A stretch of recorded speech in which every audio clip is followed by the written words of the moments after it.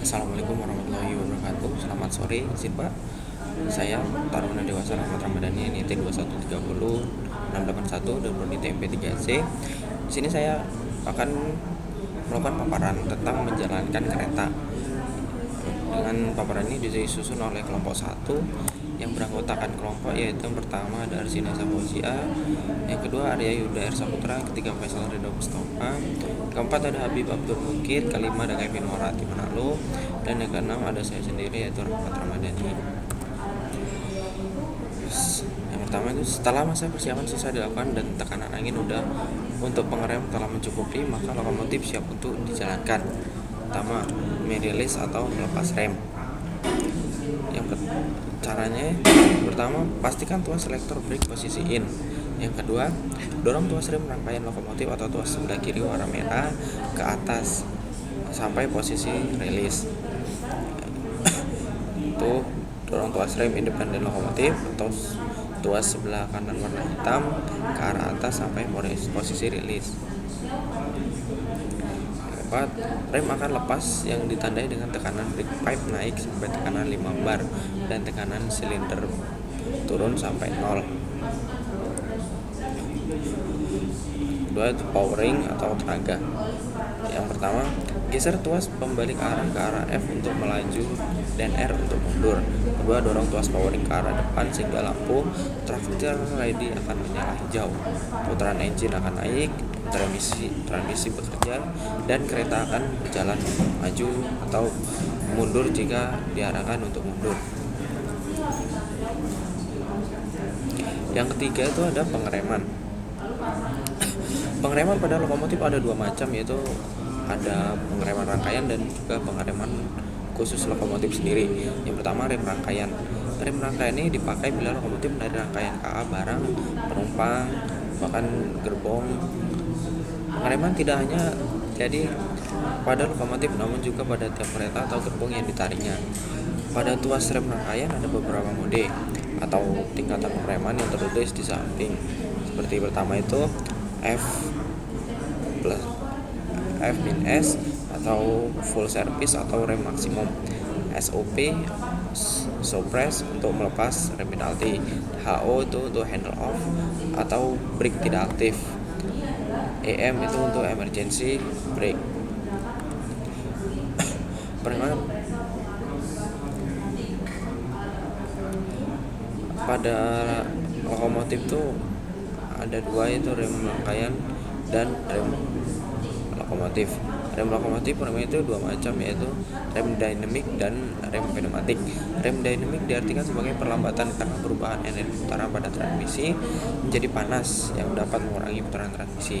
Sedangkan rem pneumatik adalah pengereman menggunakan udara tekan yang diteruskan ke brake shoe dan brake shoe mendorong roda. Selanjutnya ada deadman switch. Deadman switch dapat mencegah masinis dari tidur selama dalam perjalanan KA. Kenapa? Karena deadman ini harus dilayani oleh masinis selama dalam perjalanan. Bisa itu ditekan oleh kaki atau ditekan oleh tangan.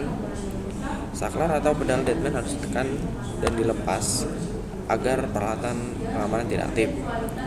Deadman akan aktif jika ditekan lebih dari 60 detik atau dilepas lebih dari 6 detik, yaitu seperti masinis menekan sampai 1 menit dan tidak dilepas, itu maka buzzer akan berbunyi.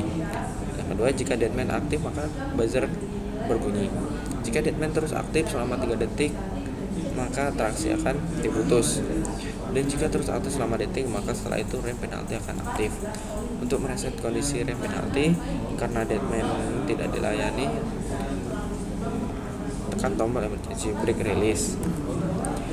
Untuk melepas rem penalti, rem penalti maka harus dilakukan suppress dengan langkah seperti yang dijelaskan pada poin 5 pada bagian persiapan dinas. Jika rem penalti tidak terlepas sempurna, maka baik lampu emer brake maupun penalti brake akan menjadi padam. Yaitu ini di gambar yang di lingkar ini, jika rem aktif maka dia akan berwarna merah, dan jika tidak aktif dia akan berwarna hijau. Selanjutnya yang keenam itu ada partial filling. Lokomotif DH CC 300 dilengkapi fungsi pengatur kecepatan otomatis yang digunakan untuk keperluan shunting atau lansir.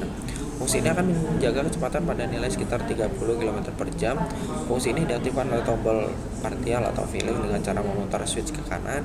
Pada kondisi tersebut, pergerakan tuas powering ke depan pada posisi apapun akan menjalankan lokomotif pada kecepatan yang konstan atau stabil. Yang kedelapan itu menjalankan mesin diesel secara darurat. Saat mesin diesel mengalami gangguan dan shutdown atau mati secara otomatis, ada prosedur untuk menyalakan kembali mesin.